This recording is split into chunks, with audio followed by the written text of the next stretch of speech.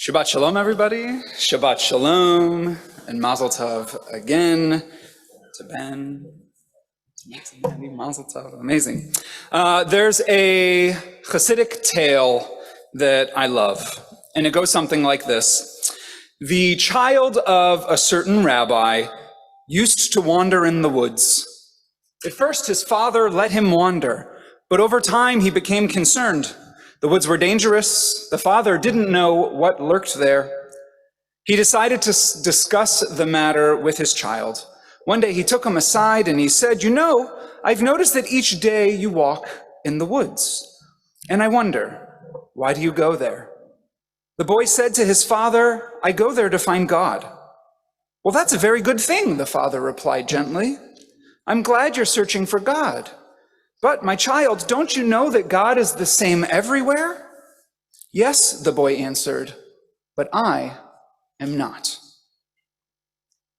There's something incredibly powerful about nature.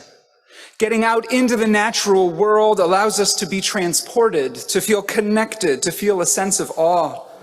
From a biblical perspective, we're taught that human beings were formed from the dust of the earth, that we are from it, and one day we shall each return to it.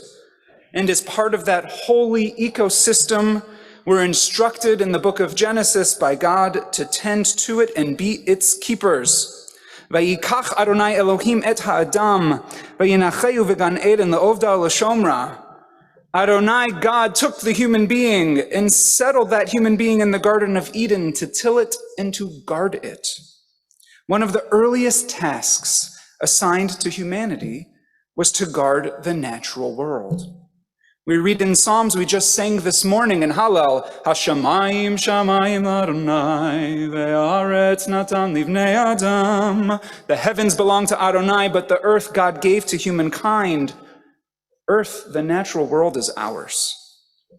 There's actually a midrash that imagines God escorting Adam soon after his creation through the Garden of Eden, facilitating introductions to each of the trees. Here it is. At the time that God created the first man, God introduced him to every tree in the Garden of Eden and said to him, "See how wonderful and pleasant these trees are, and all of this I've created for you. Therefore, take great care that you do not damage and destroy my world. For if you do, there's no one else to put right what you have destroyed." We are not to damage or destroy God's world, because if we do, there's no one who's going to fix it. It's on us. Today, April 22nd, is Earth Day. The first Earth Day was held April 22nd, 1970, and was established as a day to honor the earth and the concept of peace. More than 20 million people poured out onto the streets, and the first Earth Day remains one of, if not the largest recorded single-day protests in human history. Of particular note to us Detroiters is that under the leadership of labor leader Walter Reuther, the UAW was the most instrumental outside financial and operational supporter of the first Earth Day. Now, it's lovely to have a day on the calendar to pay special attention to our responsibilities to this planet, but we mustn't forget that every day it's incumbent upon us to be stewards of this planet. For Jews, every day is meant to be Earth Day. We're guardians of the earth every day. We also pray for peace every day, which was the original Earth Day's second point of emphasis. Our tradition's filled with examples. As you may know, it's not only human beings who get to rest in our tradition. The earth also gets to rest. We read in Leviticus that every seventh year we're meant to observe what's known as Shemitah, letting the land lie fallow, meaning we don't plant anything new. Humans are of the earth. Humans need rest. The earth needs rest too. So too, we're not permitted to waste natural resources. In the Talmud, we read that Rav Zutra said, "He who covers an oil lamp or who uncovers a kerosene lamp for no purpose violates the prohibition of Bal Tashchit, do not destroy, because in doing so, the fuel needlessly burns more quickly." The rabbis point to Deuteronomy as the proof text for this notion of not destroying things wantonly. And there the Torah instructs us that in a time of war, when we besiege a city for a long time to capture it, we're not allowed to destroy its fruit trees. We're allowed to eat them, but we can't cut them down, because trees of the field aren't human who can withdraw from behind those city walls. The trees can't run away. Destroying those which produce fruit, even if it's part of a battle strategy to starve out those you're laying siege to, is unacceptable. Now, what's the purpose of this instruction? According to the Sefer HaChinuch, a 13th century Spanish commentary, the root of this commandment is in order to teach our souls to love good and benefit and to cling to it. And through this, good clings to us and we distance ourselves from all bad and destructive things.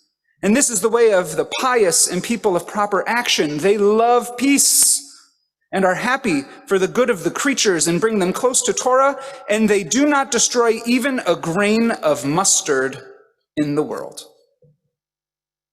We're meant to be tenders and guardians, not destroyers. When we destroy the planet, we destroy ourselves. How are we meant to walk in this world?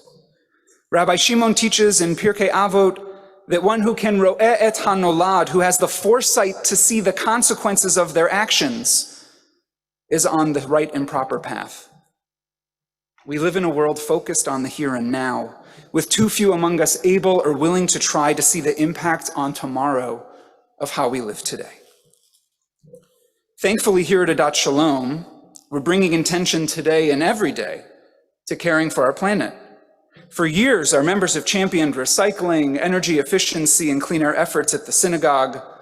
And recently, courtesy of a number of sustainability and environmental projects being shepherded by Rabbi Nosenwich, we've relaunched our Green Team, which already has roughly a dozen members who are working together to ensure we're doing all we can to move towards environmental sustainability as an institution and to inspire those who are our members and beyond to bring greater intention to reducing our negative impact on this planet, focusing on being the guardians we were charged to be, recognizing that when we make intentional decisions to help safeguard the planet, we're actively doing Jewish.